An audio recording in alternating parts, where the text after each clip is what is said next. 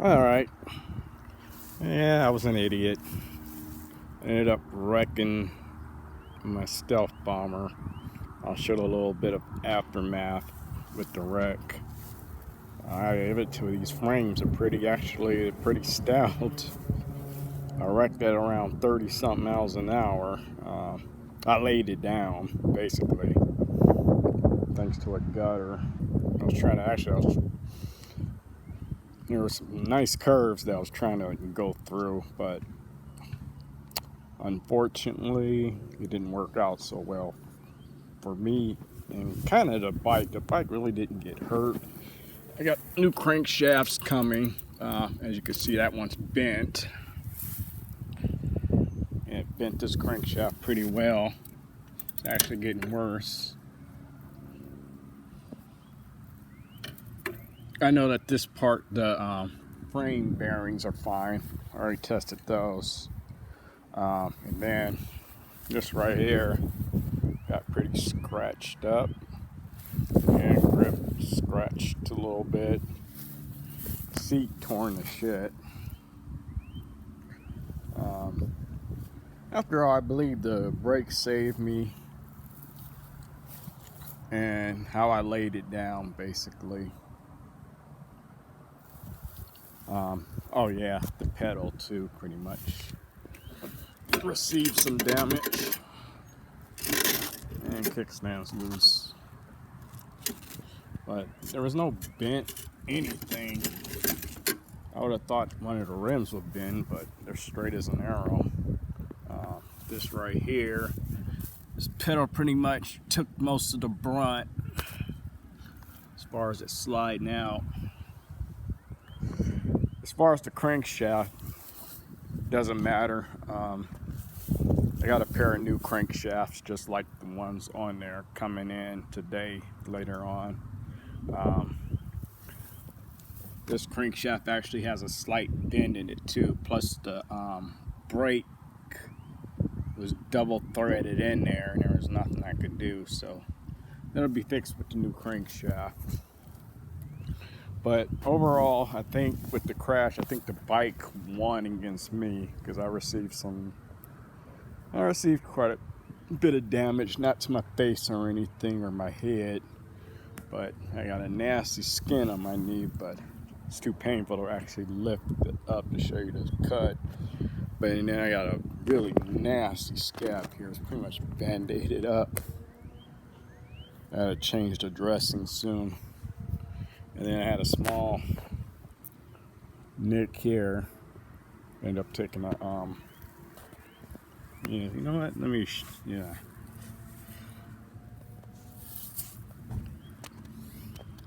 I mean, it feels like hell. But yeah, it got me good. I'm still all bruised right here, up there. This whole leg right here is bruised, along with my ego. No one seen me, or else that would have been embarrassing. Phone wasn't on at the time. If it was, it probably wouldn't have got hurt, to tell you the truth, because this thing actually locks down when you put your phone in. It has a locking tab. So my phone wouldn't have flipped out or anything. Like I said, the major damage was this bent crankshaft here that's hitting the frame right now, and it seems to be getting worse.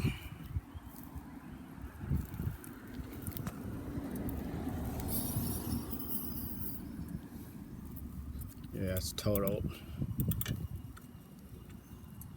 My main concern was the bearing, but it's aluminum, so you can tell that it's the crankshaft itself of how distorted it is. Like I said, it took the most beating. But yeah, $40 cost for replacement. Didn't really scratch anything too bad as far as except for the seat, which I already got a new one, just like it.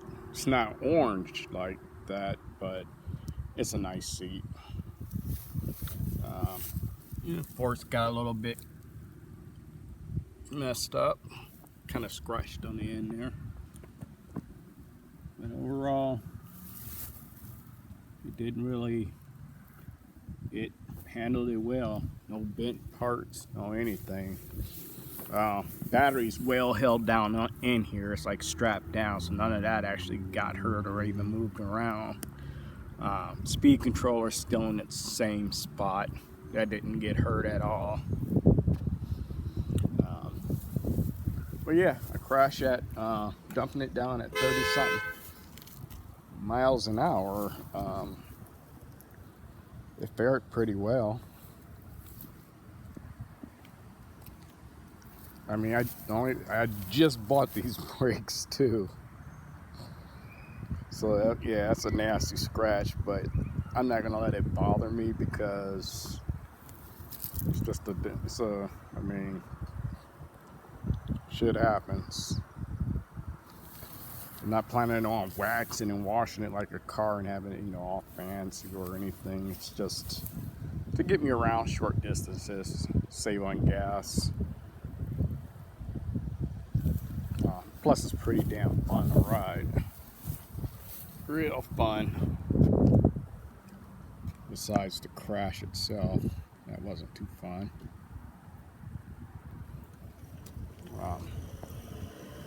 But yeah, I think I got an issue with the crankshaft with it sitting so low. It's actually bottoming out if you make a sharp turn, so that's another concern. I'm probably gonna order a shock to it that sits at 166 millimeters or whatever. That's between 150 and 200. Might try 195. It'll raise it up enough to keep the crankshaft safe. The new derailleur does fine. It actually shifts fine now after the crash. But yep, Stealth Bomber 1, human 0, which makes me now going out to order some knee pads. I got a motorcycle jacket that's padded too, and of course my helmet, which with a helmet, the helmet protects my head, but at that particular crash, it didn't really make any difference because I didn't hit my head. But I'm surprised that it actually did not really receive a lot of substantial damage. I mean, it slid hard, but when I was going around the corner, I pretty much had to dump it. Back tire, I seen a curb coming, so I basically tried to turn the bike and bounce the back tire off of the curb, and then there was like a little incline on the curb after it. When I did that, unfortunately, my front tire got caught in there too, and then when I went to make the turn, that's when all hell broke loose and I had to drop it. If I didn't do that, the bike probably would have fell on top of me and made my injuries worse. But just as a mental note, I probably would have actually did better if I had motorcycle tires. But I don't know, that was one nasty ditch there. So I don't think whatever tire you had, I don't think it would have mattered much.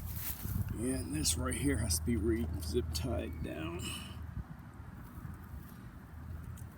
I really don't use this anyway as far as the speed sensor. It's welded to the frame, the sensor. So I don't have to worry about silicone or anything coming loose. Some people silicone, some people hot glue it, but it doesn't work. Actually, I think it makes it a little less prone to breaking. It breaks if you tie up the little plug. It'll probably rip the cord out the speed controller. So that I'm always safe by. But like I said, these things, I'm glad I wasn't on a normal bike, but these things are actually pretty safe. I mean, I ride it on the street mainly because the sidewalk is just a pitfall of issues. And plus the 50, it's not 50. The bike goes like almost 51 miles an hour and the speed limit's 45, so I'm fine. Usually I'm cruising behind cars that's actually going too slow. Yep. Oh, next door neighbor dog. Hey, princess. What, you want to see your sister? Baby? You want to see baby? Yeah, maybe later. Well, that's that. I've ridden it pretty far distances. I don't have any issue with heating up or anything. The air comes through here, and it pretty much, I got a vent that vents it out.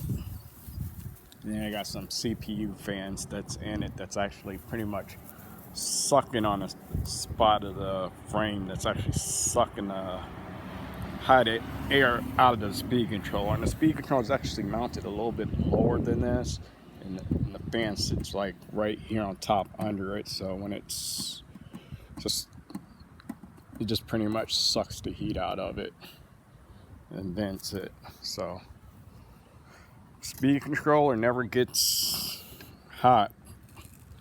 The battery, I don't know. I don't have a temperature sensor on it. I do got a BMS on it, so I'm sure if the battery overheated, it would probably shut the bike down. I would hope. I hate to have a lithium-ion battery either cut on fire in here, because if that happens, you might as well just sit the bike down and let the thing burn out or something, because you don't want to open the side panels. Mine's plastic, so pretty much I'd probably melt the side panels and I could dump the battery to the ground, have it burn and burn and burn. But that's just my bad news video today. Sucks, but it happens. I'm sure I'm not the only person who has crashed one of these.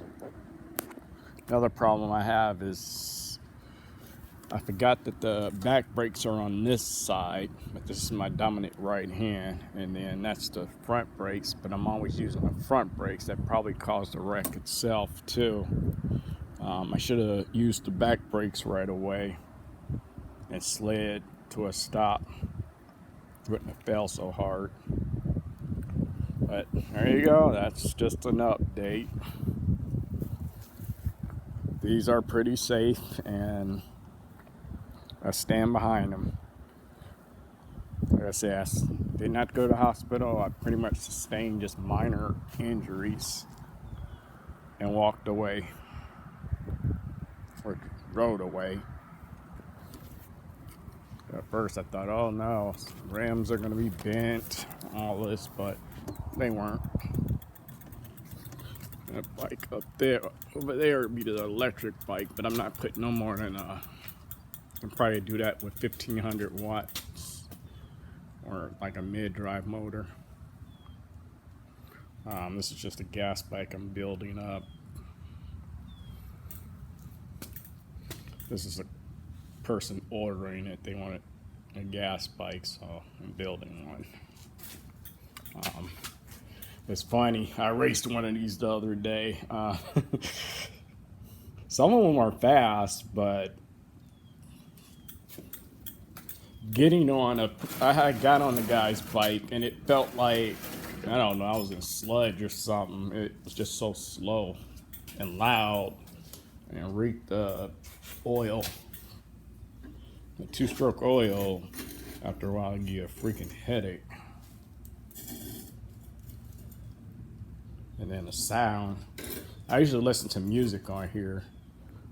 That's if I'm cruising like on the sidewalk going, 15 or so miles an hour occasionally. I'll go on the sidewalk and I can hear the music. But that's that. I'm going to plug it into the charger. I didn't ride really that far, but I'm just going to top it up. It's at 83%. All right, well, there you have it.